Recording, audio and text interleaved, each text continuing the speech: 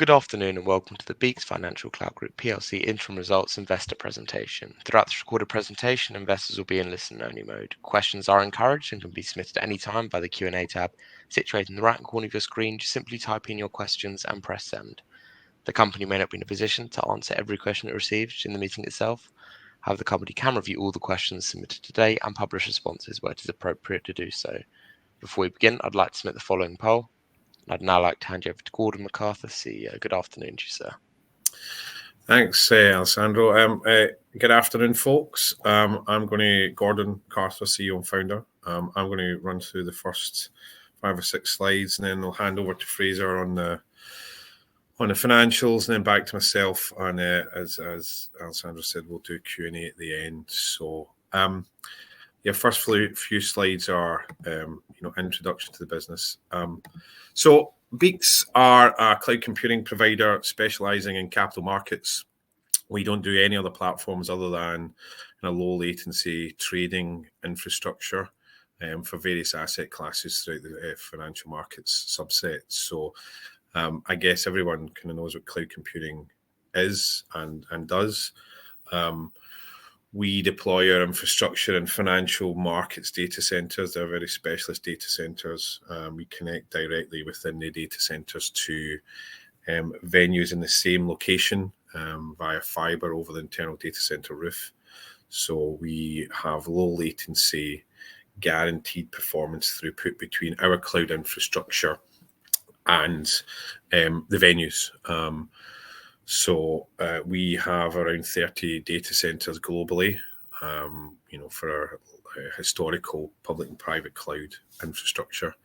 That will not grow a huge amount. We've got fairly good coverage now globally. South America is really the only region that we don't have presence in, and we're currently looking at that. So next slide, what makes up our solutions? So the 90% of our revenue comes from trading infrastructure, low latency network and compute of various flavors, virtual machines, high performance dedicated servers. But we also have other value add services that we provide for our client base. So we have a wide area network that connects all of our data centers globally. So if a client wants to move market data between New York and London, or London and Singapore, then they can do that over our private network that we don't obviously put the cables in the ground. We take the kind of best of breed in terms of latency from various carriers around the world, stitch that all together and allow clients to have a global WAN footprint that underpins that core trading infrastructure. We also have a growing analytics business. So we acquired an analytics company about 4 years ago now, a company called Velocimetrics. It's been rebranded to BEEKS Analytics and has had some significant investment over the last few years to improve that product offering. So that gives clients real-time latency monitoring and alerting. So they can find out if messages are slowing down or trades are slowing down. Also provide what's called gap analysis. So market data has a stamp. Every piece of market data has a unique stamp on it, and we can monitor the sequence flow of all the data and alert clients again if they are seeing gaps in that market data sequence. And there's a bunch of other stuff that, kind of lower level stuff that sits around there. So analytics can be bought in various different flavors. It can be bought as a standalone appliance that a client puts into their own environment. We've got a SaaS offering for it in London and New York.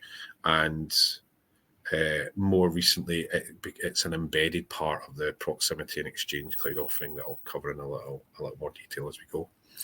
A small part of the business is professional services. So design, project management, deployment, management of infrastructure. But, as I say, it's a smallish part of what we do. So we quite often get asked about, how, the product lines that we've got and kind of break them down into three and try and give a view of what it means commercially for each of the product offerings. So the legacy business, or the historical business, has all been public and private cloud provision. And that's where we will deploy. We will rent space in a data center from an exchange or from an Equinix or whoever it might be. We will deploy our infrastructure, pre-build cabinets, get it all ready, and then clients come in and rent that on a month-to-month basis, or more in the private cloud space, they will sign between 12 and 60-month contracts. And that was previous to IPO and since IPO. That was the main driver for the business. Still about 85% of our revenue. That will go down as we grow. And the size of these deals can be anything between 1 to 20K a month. It can be even bigger than that, but that's a kind of common size of a client spend. We've got maybe 300-400 clients that are using our kind of public private cloud offerings. Smaller clients, ISVs, brokers, hedge funds, prop shops. These are the type of clients that use it. Then we move into a product that we launched about 2.5 years ago, maybe a little bit longer. So Proximity Cloud, which really productized the private cloud offering, right? We have written a lot of our own proprietary software that surrounds the core infrastructure offering. So Proximity Cloud is a pre-built cabinet or multiple cabinets that we deliver to any data center globally. It doesn't have to be in a BEEKS space. It can be in a bank's own space. It can be in an exchange space. It's a single-use platform, so it's meant for a bank, a broker, a venue, anyone who wants to use it for their own internal use. TCV about 1 to 5 million. So these are long-term contracts, typically between 48 to 60 months, and the TCV tends to be 1 to 5 million. Can be bigger than that, not much smaller. The kind of entry level is about $1 million TCV for a single rack. And they are targeted at larger institutions, the kind of tier 1 institutions, banks, large banks, brokers, larger prop trading firms, and some of the larger brokers around the world. And most recently, and a lot of news around this, over the last kind of year and a half, we took that core Proximity Cloud offering, in discussion with some big exchanges who actually, when we were talking to them about Proximity Cloud for their own use, come up with the idea of, in conjunction with us, of Exchange Cloud, which still uses the same underlying technology as Proximity Cloud. But Exchange Cloud is a multi-homed platform. In layman's terms, that simply means multiple clients can share a physical cabinet securely. So it's impossible for them to see each other's data, which is obviously very important in our world. And it allows exchanges to white label our service. So classically, exchanges offer co-location facilities within their own data centers. So all of the larger equity exchanges, barring one or two anomalies, have their matching engine in a data center. It can be part of the building or their own physical data center. And the matching engine, that's the core of a stock exchange. That's a physical infrastructure that matches buyers and sellers. And exchanges about 10 years ago started selling co-location space in the same data center as the matching engine.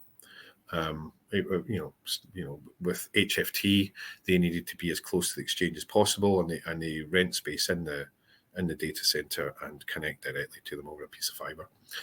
And then everyone started doing it. Once the exchanges offered it, it was taken up in the beginning by HFT, but banks, brokers, ISVs all now take co-location offerings directly from exchanges. And because of that, there's no cloud offering there, right? The only option really is to use a managed service provider or to build it out yourselves, right? You can't, AWS are not in the exchanges, Google are not in the exchanges. So Exchange Cloud, our strapline with Exchange Cloud is we enable exchanges to become the cloud. So we physically deploy infrastructure. Our customer is the exchange. We physically deploy infrastructure in the exchange co-location facility, and they white label that as their service to their members. So they are selling it on our behalf. So we have one commercial relationship that is between us and exchange, and then they will sell that cloud capability on. So white labeled as the exchange on a multi-home basis. And these deals can be potentially, are very large compared to our historic public and private cloud offerings. So anywhere between 3 and 20 million of TCV. And again, similar to Proximity Cloud, long-term committed contracts where we charge per cabinet, depending on the level of infrastructure we put in that cabinet, and then they sell that, at server and virtual machine and analytics level to their clients. So, some of these exchanges have, 5, 6, 7, 800 cabinets of customer equipment in their exchange colo. So, there's a very big and untapped market. So, we're fairly unique in the offering. There isn't anyone else really that we're seeing in the space that we're kind of competing with for this multi-homed exchange cloud offering. So, we see that as the real driver for revenue growth as we go forward. And pleasingly, we announced, subject to regulatory approval, our third exchange cloud client in the update about a month or so ago. So, so you target customers again, very obviously, the large equity exchanges, commodity exchanges. It's not for crypto. Crypto kind of lives in the cloud. Unregulated venues don't really have the same rules and regulations as the larger commodities and equity exchanges. So we're in various discussions with, as you can imagine, most of the larger exchanges globally on, how they can utilize the service and add, incorporate it as a value add for their clients. So that's a kind of very brief tour around our 3 different streams of product. Fraser, do you want to take the number slide? We don't have. Oh, sorry. I'm on. Yeah, I'm on. Yep. Sorry, I thought I was muted. Hello everyone. Good afternoon. Fraser McDonald, Chief Financial Officer of BEEKS. So in terms of half-year results, we don't have a half-year forecast in the market. It's full-year forecast, but we are, we're on track for half-year in terms of where we're expected to be. Since IPO, we've consistently delivered about between 20 and 30% revenue growth every period. So the current period has been no different to that. So we've grown turnover by 25%, and that's recognised revenue. ACMMR, so that stands for Annualized Committed Monthly Recurring Revenue. That's also grown by 25% to just under 27 million. And again, that will be further increased following the Proximity Cloud extension that we made just a few days ago. So it gives us very good visibility into our full year market forecast consensus, which is just under 30 million. In terms of how that's translated down to profits, so it's grown our EBITDA by 28% to just to 4.6 million. And even more significantly, it's doubled our profit. So our underlying profit before tax is just under 1.4 million, which is double this time last year. Statutory profit, not here, but again, positive. So we went from a statutory loss last period of 760,000 to a statutory profit of 158,000. Which again is obviously significant. The main difference between our statutory and our underlying profit is our share-based payment charge. Operating margins, again, healthy. So they've moved by 400 basis points, which again, significant in the period, largely the result of keeping a flat overhead base. So, whilst we've grown the revenue by 25%, we've actually slightly reduced our overhead base. So that's delivered better operating margins. Key driver behind that really is headcount. So, you know, we talked, I think, the last time we did this, that, you know, we're kind of committed to, you know, we've been through quite a aggressive hiring period over the last couple of years, but we've now largely built out that team that will support, you know, not only the current business, but, you know, quite a substantial increase in terms of you know, revenue increase. So we will add incrementally to heads, but not to the same extent we have been doing. So, you know, there's absolutely more operational leverage that we can get as we move forward. Again, you know, as well as how that's translated into profits, is also translated and dropped into cash. So we're actually in a, you know, period on period, we've improved our net cash position by over $1 million. So we've gone from 4.4 to 5.4 million. We took the, you know, decision to pay down, you know, quite a bit of debt over the period. So we borrowed some money to buy our head office a couple of years ago, and during the period we decided to repay that debt. So we repaid down debt of 1.7 million during the period. So we, you know, our borrowing now is relatively low, which, given, you know, current interest rates, is good. So being that positive net cash position as a business is obviously pleasing. So borrowing's about 0.2 times annualized EBITDA, so low. So balance sheet's in a very strong position to finance future growth. We're generating cash, and you know, there's potentially more headwind in terms of those operating margins. Happy to take further specific questions on the financials at the end. Okay. Thanks, Fraser. So yeah, next slide is a kind of detailed slide on our win at the Johannesburg Stock Exchange, and we've talked a lot about a land and expand strategy, right? You know, we are not AWS, we are BEEKS. So clients tend, especially when new clients sign up with us, given the nature of what we are doing, you know, mission critical infrastructure that literally transacts billions of dollars a day, no one throws everything at us in day one, right? So, you know, as well as winning new logos, we have a very, you know, well-established land and expand strategy, right? Where the first win is always, you know, a relatively modest amount of infrastructure, but whoever it is, especially in the kind of tier one space, has, you know, masses of infrastructure globally. So this slide's quite a nice slide showing that the GSE timeline, right? You know, some of the Exchange Cloud conversations and some of the bank conversations for Proximity Cloud are literally 3 to 4 year sales cycles, right? That's just the nature of the world we're in. But in GSE, so kind of going back to first meeting, you know, we met with them and discussed. First discussion was August 2022, and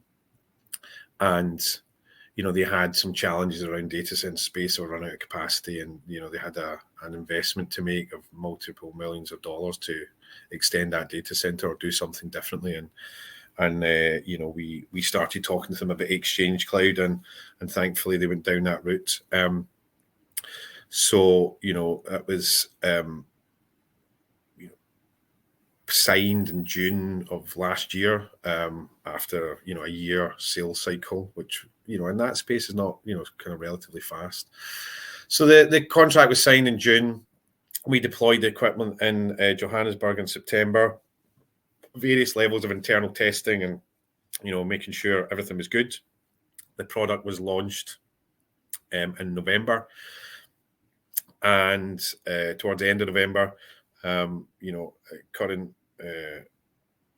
timeline, you know, they've onboarded 7 clients, you know, which maybe doesn't sound a lot, but you know, some of the biggest banks in Africa have taken the first slug of infrastructure, and they will sell out of that capacity hopefully a little bit before August. So we, you know, hopefully we'll extend that contract into a phase 2.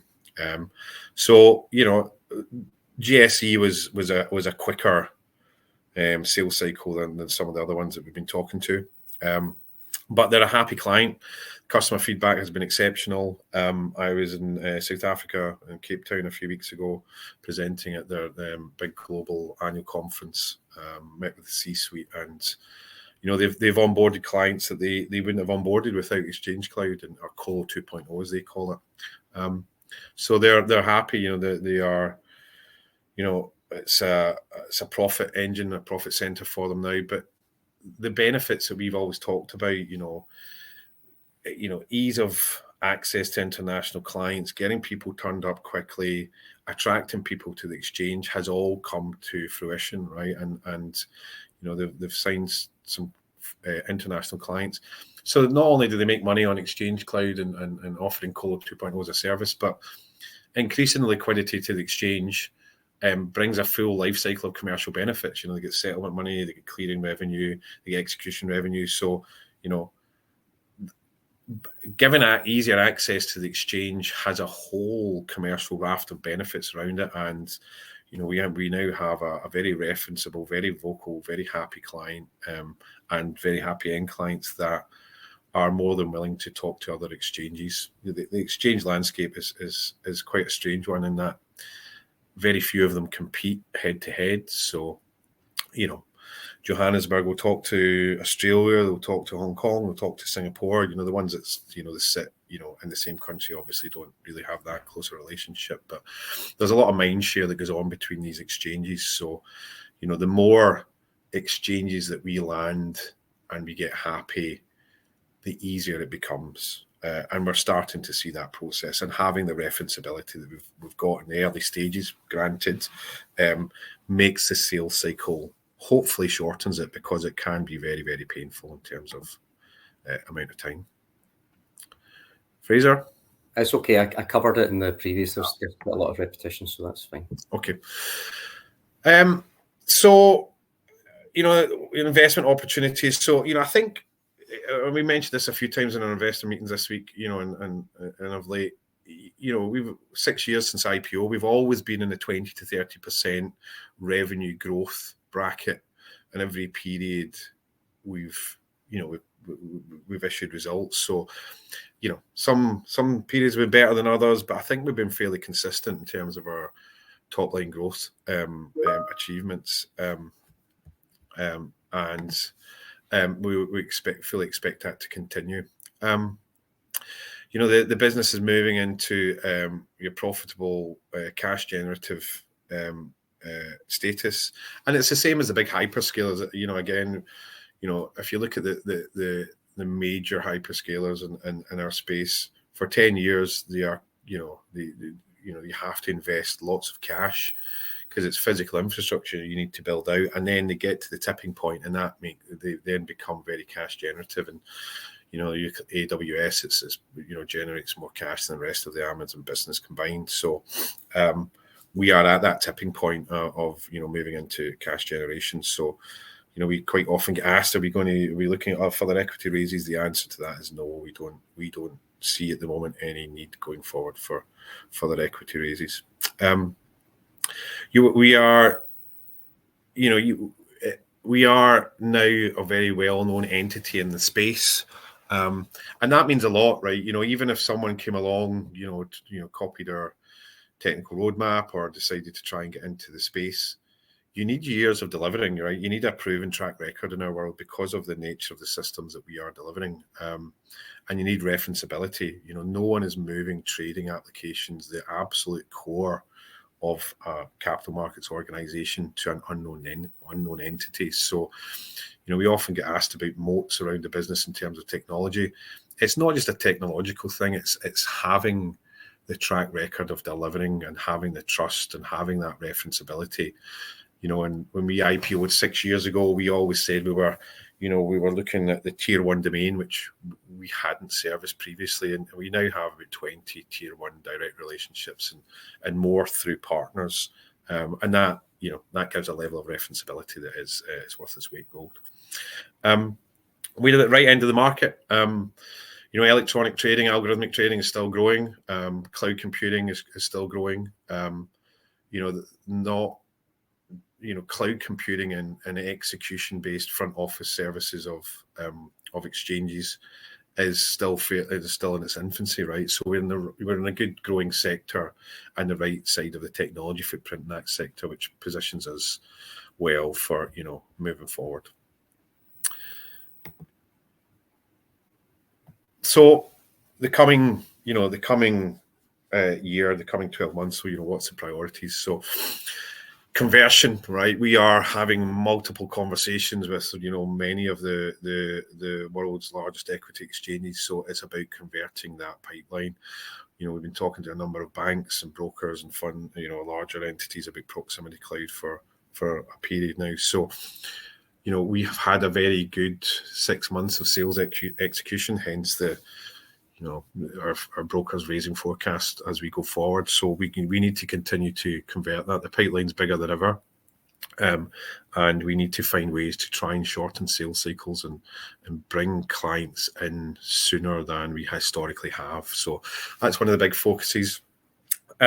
Product development, we get asked by lots of institutions, do we have an M&A strategy? And really that's not the DNA of the business. We have for the last 4 or 5 years focused on building out product that's relevant to our niche. And we will continue to do that. That's not to say we would never do any, buy anything, but, we don't actively look. It's not something that we spend a huge amount of time on. The organic opportunity in front of us is large. And there's further product developments that myself and the team have in mind that will continue to open up, a larger addressable market for us. So yeah, core focus, we've got a big software dev team, big product team now. And we're full of ideas of how we continue to enhance our offering. As Fraser said, to look at operational leverage. We have invested in the business from an infrastructure and headcount point of view, an automation point of view, to get to a point now where we're at that inflection of cash generation, and we continue to try and add revenue without adding the same amount of cost to ensure that as we go forward, the operational metrics get better. And then last one, and before we kind of move on to Q&A, outlook. So we're in a good sector, as I've just said. We're in a growing segment of cloud computing within a growing segment of capital markets. Pipeline is bigger than ever. I look at the names of the people that the brands of who we are dealing with compared to 7 or 8 years ago, and it's night and day. That's not to say we don't still deal with lots of kind of smaller and medium-sized organizations, but we are talking to the biggest of the big organizations who unfortunately don't move as quick as we all would like, but it means that pipeline is fairly substantial. And the outlook going forward, profitable, cash generative. The balance sheet supports further growth and acceleration of that growth. As Fraser says, we're not in the market for additional cash reserves. We will build that up as we generate cash going forward, and we need to close out a couple of deals left in the second half of the year. And already, as you've seen from some of the announcements we made earlier in the week with the trading update, we're already starting to close deals that will have a material impact on next year's figures. So we stated we're in line for this year, and then next year we will kind of outperform. So we need to get this half year over the line, and then convert on some of the bigger opportunities we've got in the second half. As I said, we announced a £5 million Proximity Cloud win with a large bank on Monday. That was a four-year sales cycle, competitive RFP, which we thankfully won. And we hope once that platform is delivered, then there will be further projects as well. Proximity Cloud deal with a large investment manager. Signed the first tranche in November, delivered it very quickly. Customer was, happy. They signed an extension in February, so their total spend at the moment is 3.6 million. There are further opportunities with that particular organisation, and they will become a very, a large user of Proximity Cloud going forward. So, as we said, we're confident of being, trading in line for the 2024 expectations, and 2025, as we previously announced, was ahead of the previous forecasts and expectations. And as I say, the positive thing is we're already signing deals that will make a material impact to that 2025 number. So, the business is in a good position going forwards. All right. So I think we're going to go to Q&A. Perfect. Gordon, Fraser, thank you very much for your presentation. Ladies and gentlemen, please do continue to submit your questions just by using the Q&A tab, which is situated on the top right-hand corner of your screen. But just while the company take a few moments to review those questions that have been submitted today, I'd like to remind you that the recording of this presentation, along with a copy of the slides and the published Q&A, can be accessed via your investor dashboard.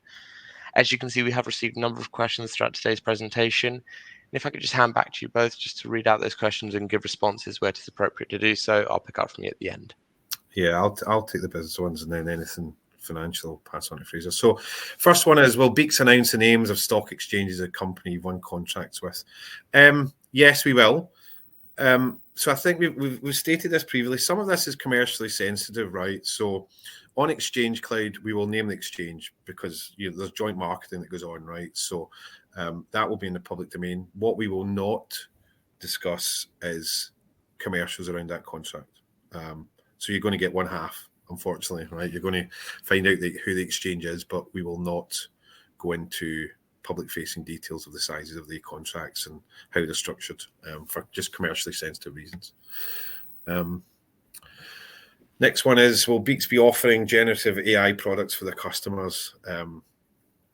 As is a massive opportunity. So we made a bit of a statement in the results. We are looking at some AI initiatives more around our analytics offering, which captures large amounts of market data and fine-grained market data and trade execution data on behalf of our clients. So we are looking at AI layers on top of the data warehouse that sits in there, but it's in its infancy, and it's probably in conjunction with a number of banks who we are kind of in discussions with. But we're not about to start saying we're an AI company. There is some AI initiative that can open up another addressable market for us that we have identified, and we'll put some investment into over the next 12 months or so.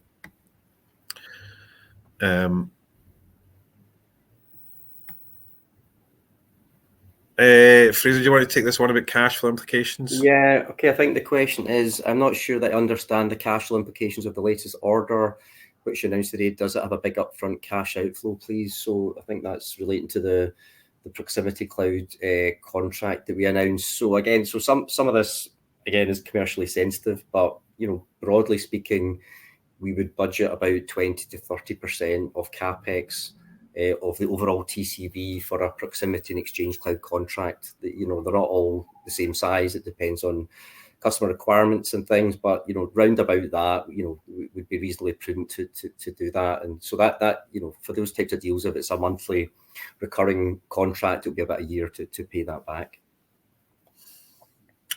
How do we define a tier 1 customer? There's no hard and fast rules. I mean, everyone knows who the tier 1 banks are. Right? They're globally well-known brands. It's more about potential spend. Anyone that can spend 5 to 10 million with us, we would class as a tier 1. Whether that's right or wrong, it's a different story. But and exchanges are known, right? You've got your major exchanges and you've got some regional exchanges. But banks again a little bit easier, and in the ISV and specialist trading infrastructure space, then maybe a little bit grayer. But yeah, there's no hard and fast rule. It's more around is a global brand that can spend 5 to 20 million with us. I think next one, how do you see share-based payments expense trending in the next few years? So yeah, again, that one. So just now, share-based payments for us, is a way that we differentiate ourselves. It's difficult for us to compete with the banks in terms of salaries for staff. So it's kind of baked into our remuneration package that we give that to all our staff, not just our board. So just now it's significant. It's about 7% of our turnover in terms of that charge going through our P&L. We committed, so every year no more than 2% of the amount of shares in existence that goes into that pot every year. So it can be tricky to predict because it depends on the share price, the issue share price at the time, which obviously fluctuates. But what I would say is that percentage compared to turnover, will not go any higher. So similar to the way we control headcount relative to turnover, the share-based payment charge will be kept at that percentage, and it won't grow any higher. I just add a point on that. The share options that we distribute are distributed throughout the organisation, right? Anyone who has been here for more than a year will get a level of share options. I've never taken any. I'll never take any. Obviously, I'm a large shareholder. It would be wrong of me to do so. But they are there to attract and retain some of the talent that we have that could quite easily walk out and double their salary at a big investment bank, right? And that's the we are competing with people with much larger wallets than us for a finite amount of resource. So the share-based payment shouldn't be looked at as some executive exclusively executive only award. It really is throughout the organisation, and it drives behaviour, right? Not only does it retain staff, it's if people are compensated on where the share price goes, it drives behaviour. We are a quality of service business, and we have to ensure that everyone has partial ownership. So yeah, it's not, as Fraser says, we're capped at 2% per annum, but it will be a continuing feature of the business. Next one, Fraser, could you please say a bit more about free cash flow during the period and forwards? How are you going to increase free cash flow conversion as you continue to grow? So yeah, and I mean, in the period, the net cash position changed by 1.1 million to the benefit. It was actually 1.4 overall because of some working capital movements in our favour. So in terms of how we increase that, I mean, it's really what I was saying earlier on. We're now starting to get that operational leverage whereby our cost base is growing at a much lower rate than our revenue base. So there's a relatively fixed cost in some of the things that we do. So cost of infrastructure, cost of data centres, but in terms of where our gross profit margins are just now and our operating profit margins, there's absolutely scope for improving those, and then ultimately that's going to result in additional free cash flow. There'll be timing with cash, but those profit increases are going to translate to cash. So really controlling our cost base and growing the revenue the way we're growing it, and the cash will start flowing. I think similar. Next question from David: what are the margins likely to be for BEEKS as a mature infrastructure as a service IES business? So current forecasts just now have operating profit margins around 14-15%, and as I say, we like to be relatively cautious and prudent when we guide the market and those margins, but we should as a business be looking, and internally we are looking to deliver higher than those. If competition does arise, where do you see it coming from? So I mean, we keep our eye on the hyperscalers, right? We're in a niche world, for various reasons. We are in a bit of a different space in terms of the proximity cloud and exchange cloud offerings. We've got kind of older school managed service competitors that I don't really like naming in these public forums, but you can figure them out if you want. But they are they position the businesses very differently to ours, and they're more managed services rather than we are a cloud computing company, right? So yeah, I keep an eye on everything, competitors, hyperscalers, but at the moment, in that prox and exchange cloud space, we're not seeing anything meaningful as of yet. What clients you have for exchange cloud? So Johannesburg Stock Exchange, ICE Global Networks, part of the ICE group that own New York Stock Exchange. And the third one is the yet to be named large exchange group that, as soon as regulators approved, we will publicly announce. The press releases are all ready to go, but until that tick in the box from a regulator is there, then they shall remain anonymous for the moment.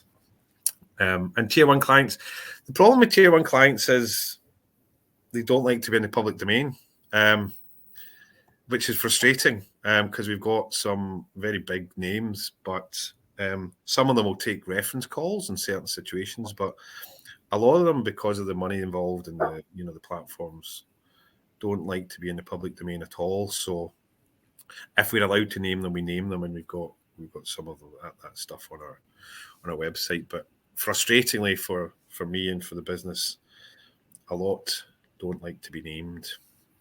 The AI offerings, what are the AI offerings BEEKS going to offer the customers? So I touched on it there, potential predictive AI stuff around venue performance and analytics, output from our analytics, and using AI models and data models on top of that. So I'm not going to go into any more detail on that. It's still very early days. What is a typical implementation time for Proximity Cloud, and when does billing commence? So depends where it is. So the GSE is a great example. We had never deployed in South Africa. We got from signed order to the handed over to the exchange for testing. It was about a 12-week process. So we could be faster than that. We could be a little bit slower than that, but that's probably a good guide. The billing commences when, so we will agree when we deliver what's the success criteria. And it's usually transit of market data between the exchange and receiving it and all the infrastructure. We start billing when that success criteria has been met. How much of 2025 broker expectations are in the bag?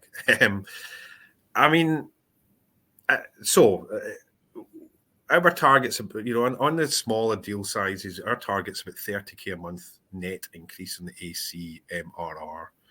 So, if you do some of the maths of what we announced and however many months we've got left, you can see where we should roughly end up in the committed run rate at the end of the year. And then, the deals that we announced the other day, because it's Proximity Cloud, we need to recognise half of that in advance. And then we've got other stuff that will come in before the year ends. So, I think we started off this year with about 80% coverage of the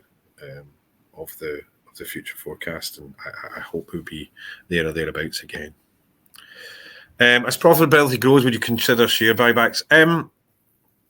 We have discussed this. The problem is I own more than 30% of the business, so if equity is diluted, and this is a frustration of mine, it seems there's some rules for the sake of rules, so I'm not allowed to buy any shares, or I need to make a formal takeover bid for the company, or I need to do a whitewash, which is a process that we just don't have time to be getting involved in. So it's the same thing with share buybacks. If the share base is diluted, I have to make a formal takeover bid for the company, which seems insane. So we have talked about how we will ultimately return cash to shareholders. We either do a whitewash to do a share buyback, or we pay dividend, or we do a bit of both. Still unknown at the moment, but it's just rules for the sake of rules. Next one, how do you measure ROIC in the business? So, return on capital employed, it's not really a measure that we use. You've got complications at times whereby the different products sometimes sit in our balance sheet, sometimes don't. So that kind of measure we tend not to use. We look at more operating margin as opposed to a kind of rocky measure to measure profitability.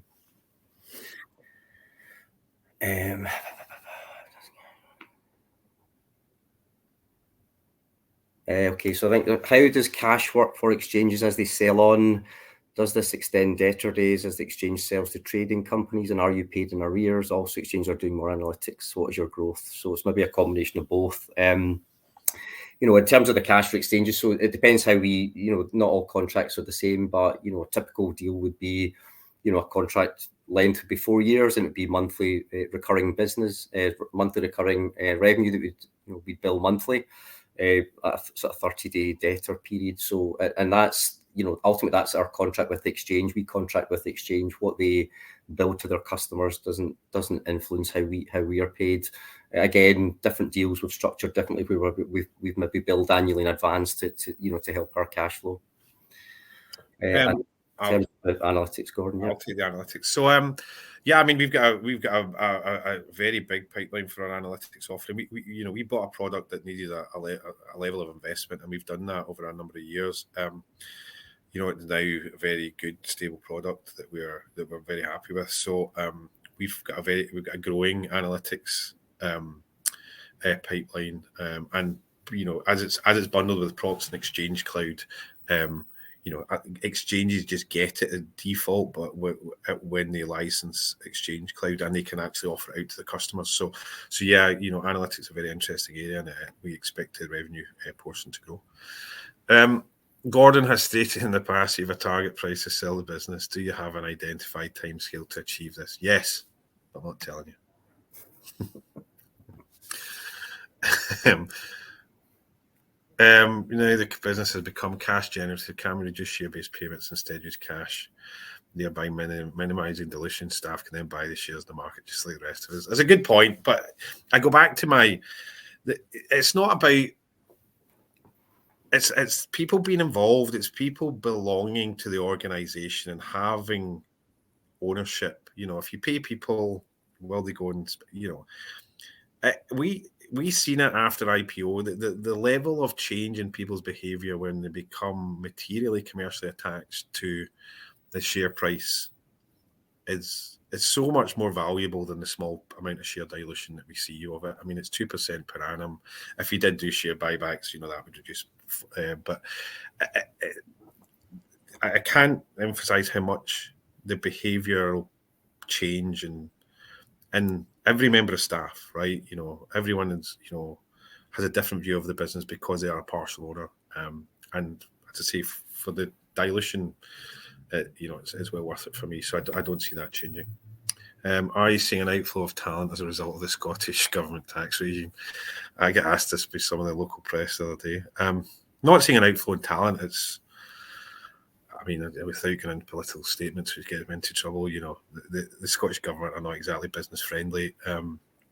Higher rate of tax, and both individually and corporate than any other part of the UK.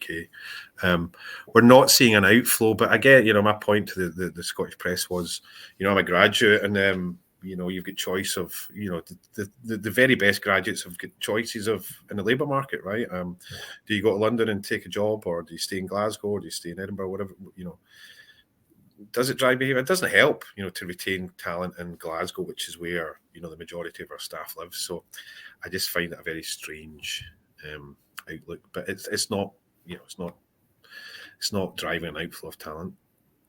Can you give a high-level overview of product, service, pricing philosophy? That's a hard one to answer. We have some internal metrics I wouldn't want in the public domain where, that drives our pricing. So unfortunately, Mitchell, I am going to not answer your question directly, I'm afraid.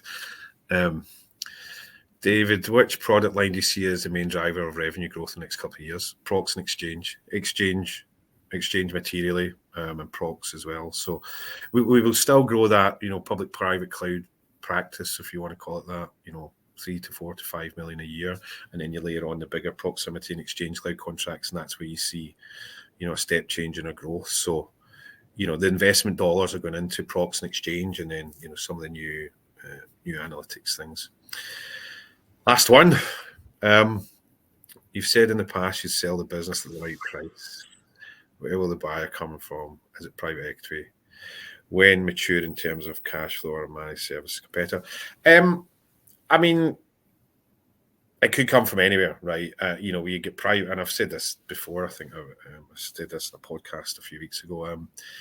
We get, like any growing business in the UK, the valuations and certainly in the AIM market have been relatively low of late. So it provides a happy hunting ground for US private equity acquirers, and fair play to them.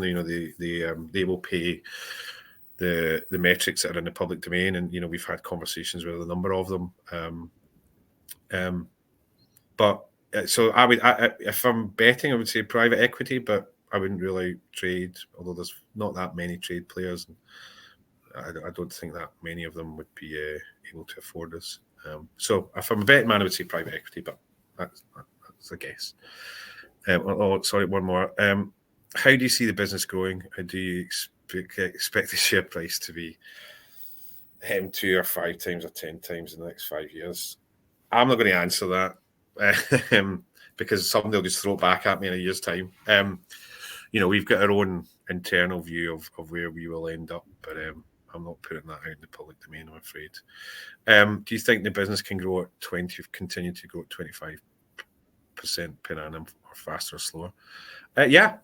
I mean, it becomes harder as the numbers get bigger, but as our contract size increases, as our product offering increases, as our referenceability increases, then yes, I have ambitions to get beyond the 25%, but that's just me. Is it reality or not? We'll see. But yeah, I think it's certainly for the next few years. So that's what we're all pushing and aiming for. And that's it, I think. Yeah, perfect. Gordon, Fraser, thank you very much. I think you actually managed to answer all those questions from investors. And of course, the company can review all the questions submitted today, and we'll publish those responses out on the Investor Meet Company platform. But just before redirecting investors to provide you with their feedback, which is particularly important to the company, Gordon, could I just ask you for a few closing comments? Yeah, of course. So, listen, I think we've had a good period. The business is in a strong position. Getting into cash generations has been, a big aim for us, and we will continue to focus on that.